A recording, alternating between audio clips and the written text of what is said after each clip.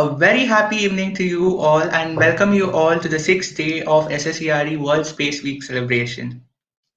We all have been learning so much about satellites. We also learned about how these data are being used here on Earth, and there are so many startups and companies that are actually looking forward to, get all these data up here for putting them for better uses. And regarding this, most of you would have doubts as to where is the satellite technology heading to, and what are the opportunities and what are the challenges that are currently prevailing in this particular industry. So we have a keynote session today here by an eminent personality, Mr. Narayan Prasad, the Chief Operations Officer from Satsearch. Uh, he is a well-known personality in this field, and there's nothing much to say about him because he himself is an introduction. So today, without any further delay, I uh, welcome Mr. Narayan Prasad here on screen to deliver a keynote on challenges and opportunities in satellite-based industry. Welcome to you, sir. Thank you very much for the opportunity, and I hope that you can now see my screen where I have my presentation. Yes, sir. Yeah. Okay, so I wanted to keep this talk kind of a more exploratory talk on how space and satellites present an opportunity to solve a lot of the problems outside of the space industry. So to that end, just to give you a background of myself, I'm based here in Berlin, and I have a company here for the last 4 years where we try to help engineers look at space missions and develop it by either identifying component suppliers or so on. And basically we've been working with a number of teams in India in a very encouraging fashion to see them mature as a company. So for this particular talk, I wanted to suggest a kind of an overview as to what are the problems that are existing in the society and how they can be solved by young people to be able to use space and satellites in a way to address those problems. So most often I see that a lot of the young people in India actually they want to get into space because it's either a fascination or a dream or a vision or whatever they have, but they forget that space is like any other industry, but essentially you are trying to build something that you're going to use to solve some problems. Of course, a lot of people just get fascinated by like rockets or satellites, but you should go beyond this fascination to really understand what you're trying to do with your time, and how you're trying to use your time to in the space sector, for example, to solve some challenges. So to this end, I wanted to really kick off this conversation by saying that satellites are like any other tools today to help solve problems. The way people build these satellites are to address certain problems by either putting in sensors or putting in payloads that matter in solving some problems that people have in daily life, right? So that is the goal of any satellite. No satellite is just flown for the sake of flying a satellite.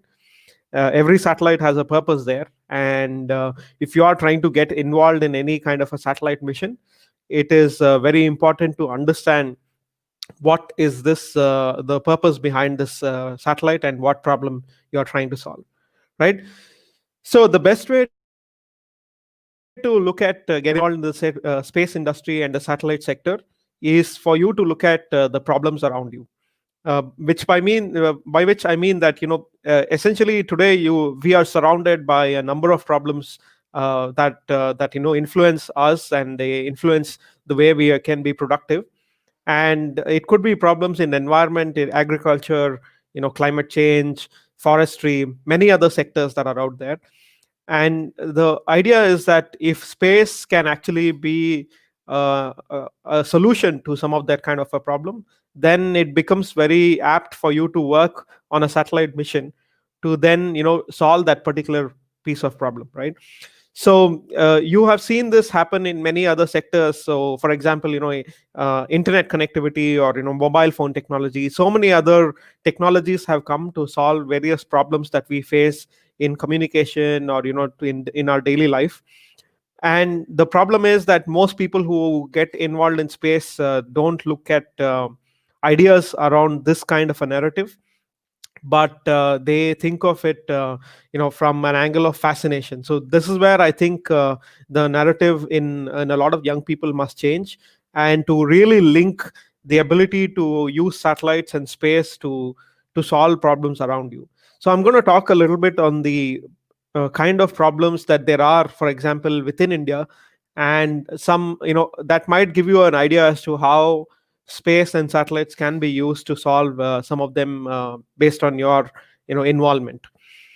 So these are some of the screenshots that I've taken from leading news portals and news that has come out in the recent past, to give a sense of what can space and satellites do for solving some of them. The first one that influences all of us today in India, for example, is air pollution. According to, for example, this report, it says that 21 out of the 30 cities in the world with the worst air quality are actually from India, right? So now the question is, what can space and satellites do about this? Um, Many of you might not know that today there are satellites that are going up in space that can, for example, track methane.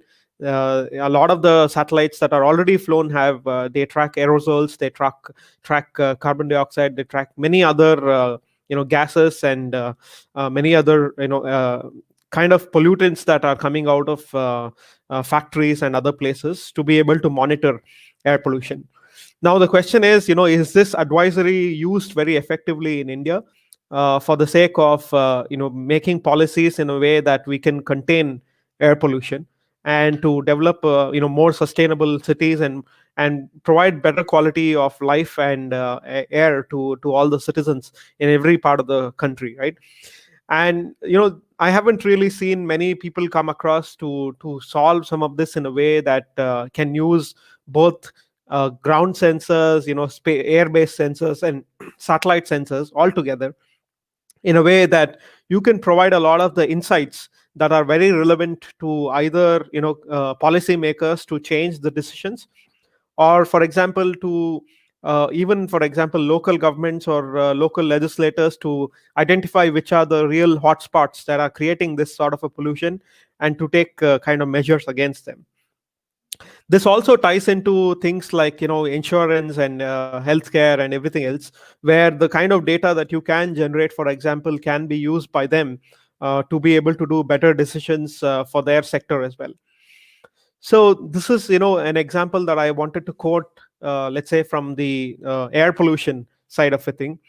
And so you can easily look at how do you build a satellite around how do you mapping air pollution in India, or how do you build a satellite around trying to come up with new sensors that can add a lot more punch into the existing data that is already out there.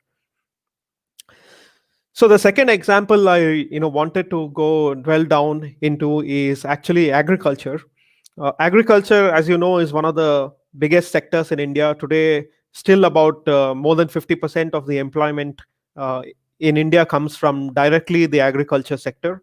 I think about 15% of the GDP is agriculture in India as well still. So you see a lot of problems in India because India has very small farmers, which means that they are small and marginal farmers who have most often less than 2 acres of land. So unlike places like the United States or larger parts of Europe, where there's a lot of farm consolidation and you will find farm sizes that are massively big, these farmers have very little land, which means that there is very little precision farming and large scale equipment that they can use to do a lot of automated work on their farms at scale. And the problem also comes in how data is provided to farmers on what they can grow, and the market dynamics.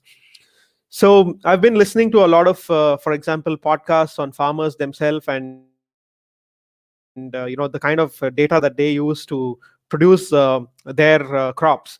And a lot of it today is based on just word of mouth. For example, if today in this particular season there's somebody who is growing ginger, and the prices of ginger in the market are high and the returns are better, then the word of mouth spreads across different regions very, very quickly today.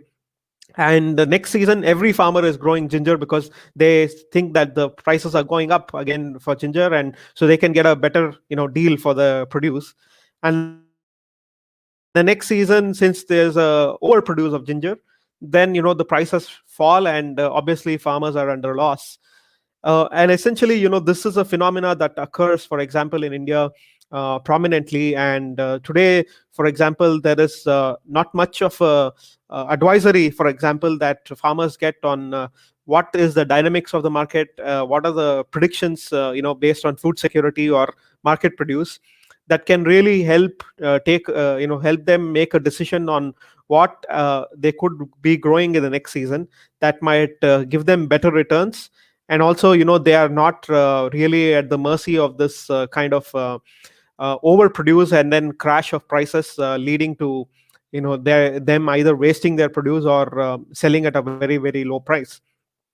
So, for example, today you have an initiative by Tata Trusts and National Institute of Advanced Studies in Bangalore, which is trying to, for example, map some of this kind of information, and to provide farmers with an advisory service based on an Android app, where they can look at the advisory based on their location, and possibly look at what advisory they provide based on market dynamics and the situation on their farm based on satellite imagery and other information that is available.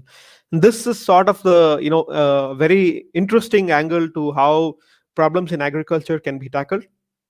There's also another company that I know of today, which is again based in Bangalore, which is today trying to provide soil samples survey using satellite IoT, for example.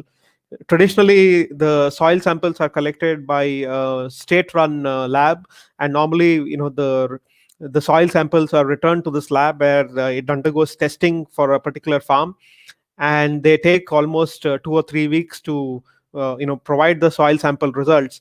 And 2 or 3 weeks in the time of monsoon season, when the crops are ready to really grow fast, is a very long time.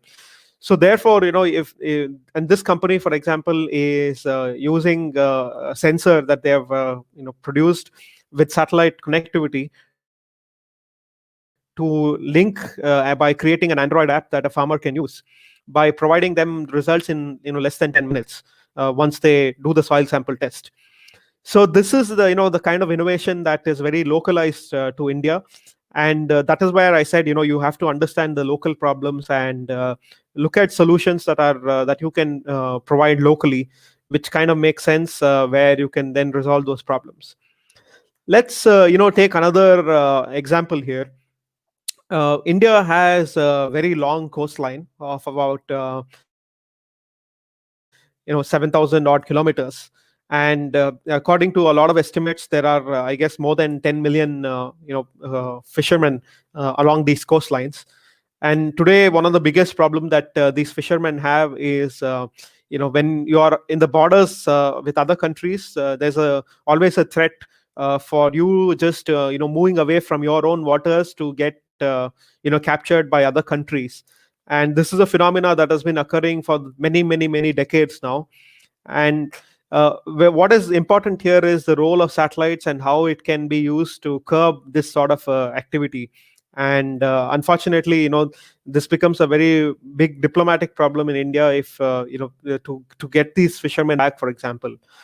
But today, for example, if you use the positioning system that India has, Navik, for example, and you also attach a transponder on top of all these small fishing boats, and in a way that the state or the government can actually subsidize this for the fishermen, which means that you can actually provide an advisory service to these fishermen based on what location they are, based on the borders of India, so that these fishermen, they don't cross the borders, and they're also safe. They can also get weather advisory.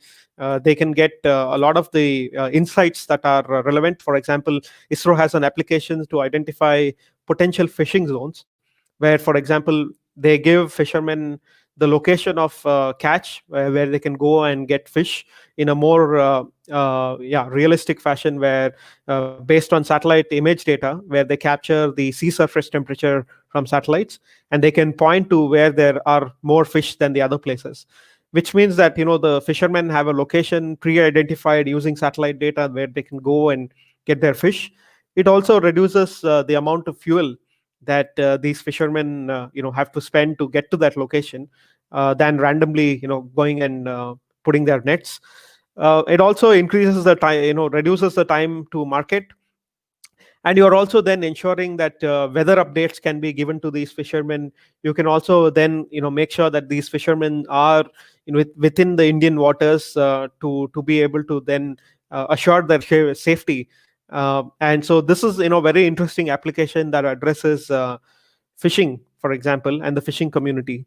So as you see, the three range of examples with pollution, with farmers and fishermen, these are all very, very, very Indian problems, which can be solved using satellites and space. Let's look at another problem that is also quite big today, and is in the process of getting solved. Uh, you know that most of the Indian cities and second tier and third tier cities have broadband internet. They have fiber lines in them, but India has 650,000 villages, and it still has a population of about 500 million people who don't have internet connectivity. And the challenge in providing internet connectivity to rural areas is that most of the telecom providers, they need a critical mass of people to be able to lay infrastructure in terms of their towers, to be able to get the kind of returns that they have to, so that they can operate profitably. Which means that if there is a village that has only 2,000 or 3,000 people, it may not make so much sense for a telecom operator to put their towers there, because the kind of returns that they can get for those 2,000 or 3,000 people just living there may not satisfy the kind of the input cost that they have to invest, to be able to like run their show in that particular village, right? So which means that really this is a problem that can be solved using satellites, where you can now provide satellite based connectivity to that can directly go, and you can just have an antenna in some of these villages to provide connectivity directly without any laying any fiber, or having any towers that are necessary in a traditional fashion, right? uh, so this can be a revolution today. At least two Indian companies, Bharti Airtel and Nelco from Tata, have tied up with a couple of satellite operators recently to explore this avenue of providing rural broadband in India, and to connect the unconnected people in the rural parts of India. So again, this can be something that the government can potentially subsidize to enable rural connectivity in India. This has a lot of implications, because people who are accessing, let's say, schools in those rural areas, kids from those schools can access internet to get better education. People who have problems in healthcare, they can access internet to get connected to a lot of let's say doctors in cities, where they'll have to probably spend a lot of money to get to those cities in the first place to get any diagnosis. So there are a tremendous amount of applications that come on top of having connectivity, and all of them can be enabled by providing such connectivity to them. The last issue that I wanted to highlight, given the length of this talk, was water. As you know, water quality is decreasing in India, and the amount of drinking water availability in cities is also becoming very challenged, with groundwater levels decreasing every year in India. So there's a news item here by Deutsche Welle, for example, that says 100 million Indians live in areas with poor water quality. Again, this is something that can directly use satellites and space to be able to measure a lot of the resources in terms of water. Today there can be sensors that can be populated on the ground that can measure a lot of things around water. It can measure the pH levels, it can measure the oxidization and many other things that can be measured in the water. And these sensors can be directly connected to satellites to gather data across the country to assess where are the pollutants coming from, how is the quality decreasing over time, which streams have better quality than the other, to really look at creating a map of the quality of water in a way that policymakers can really act to curb a lot of these problems and to eventually improve the quality of water in the coming years. So this is yet another very very critical problem to solve in the coming years. And people need to think about how space and satellites can be integrated into this particular area in a way that it can really solve problems for drinking water and even the quality of water otherwise out there. So the last aspect is, of course, this is one other aspect that I wanted to indicate is the forest cover. In this particular article, for example, it says India's forest cover loss is 17 years is 4 times the size of Goa. So again, this is a fact that a lot of the forest might be lost due to heating up and wildfires blowing them away during the summer. It could be a fact of deforestation or illegal logging or many other expansion of agriculture into these forest areas. So again, it is very very very important that satellite data be integrated into forestry departments, both at the federal and the state levels, to be able to really monitor the forest cover and to make sure that we actually replenish and we go back to levels where we were, let's say, before 20 or 30 years before, and to ensure that the sustainability of forest cover and with that also sustainability of wildlife in India. Again, this becomes a very hot topic for satellite and satellite data, because today you can use very advanced earth observation satellites to map all of this at very very almost at a district level, almost to make sure that you create a data point and you make sure that you kind of monitor your resources, the natural resources. And this is where I see, again, a lot of the participation possible for a lot of the young people to solve such problems and providing information that are very relevant for policymakers. There are many new opportunities that are up and coming for young people who want to get involved. These are some of the startups that are today trying to solve a lot of the problems by creating their own companies. And so if you don't like, if you are looking to join some entity and to look at starting your career, these can be some of the companies that you would want to approach and see if they have any openings to kick off your career and be a part of this new space community that is growing. So the last thing I wanted to just mention is that I do encourage you to check out the New Space India podcast.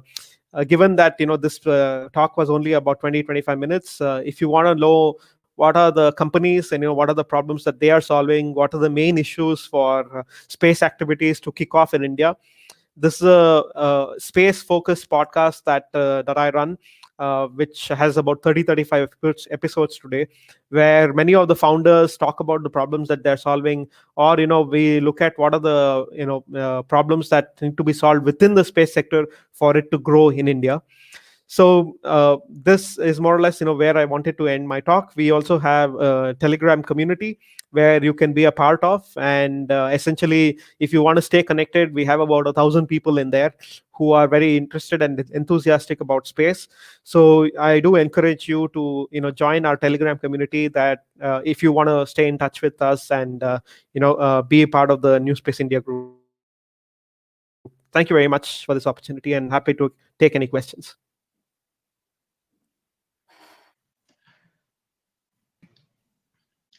Thank you so much, Narayan sir, for those wonderful words on the challenges and opportunities that we currently can look forward in the satellite-based technology. And there are a few couple of questions that we have here from our chat. One of the question is, how are we? You already made a mention that there's satellite data that are available, which can be used in making better governmental policies.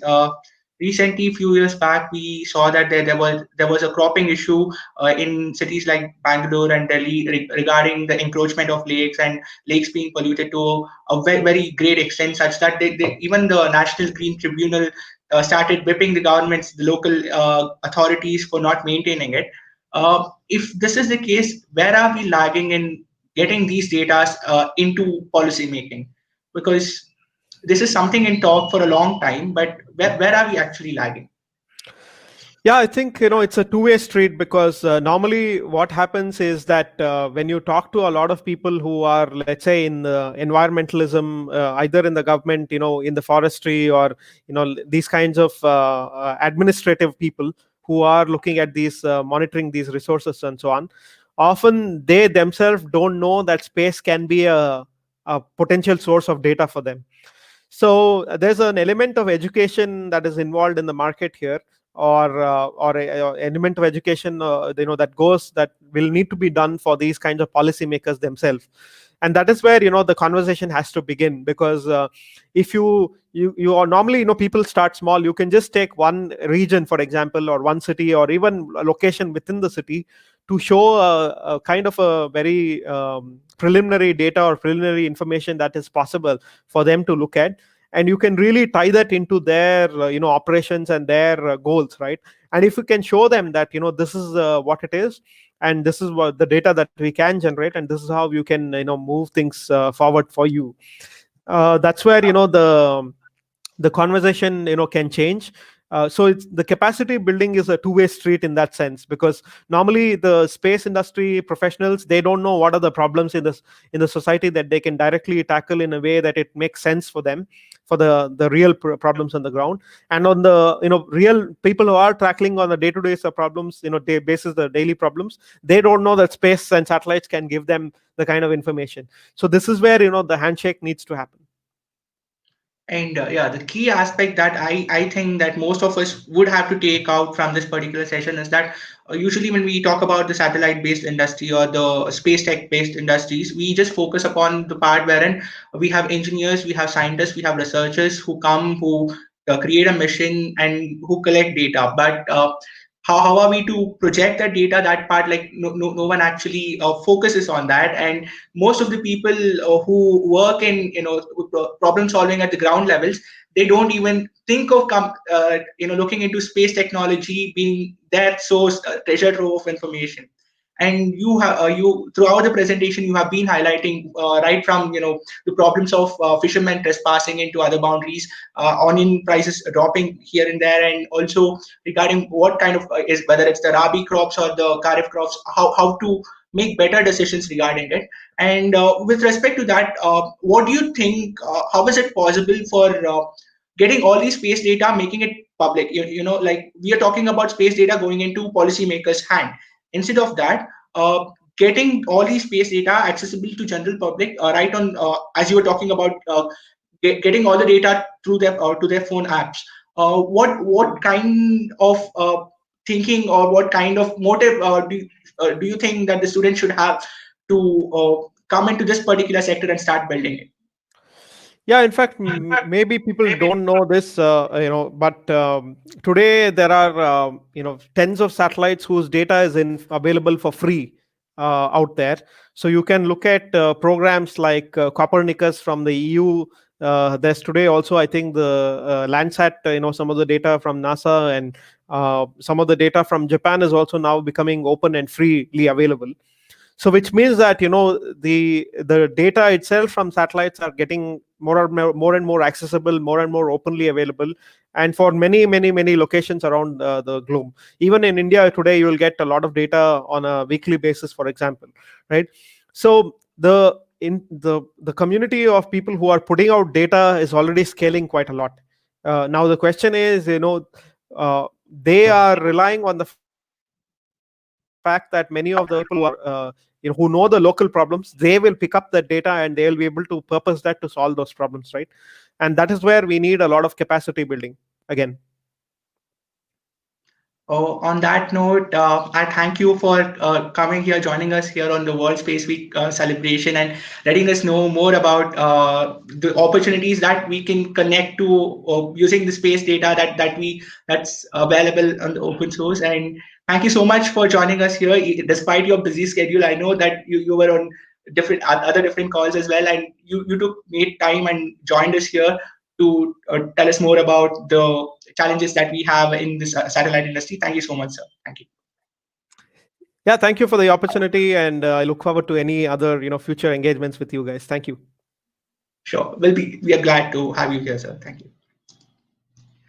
I hope you all enjoyed today's keynote session by Narayan sir. And I have a small announcement for those of you who are interested in taking up space-related courses. We here at SSERD, we have Broadband. The courses that were really popular amongst the kids about the fourth grade on space math, rocketry, life beyond Earth, and other subjects.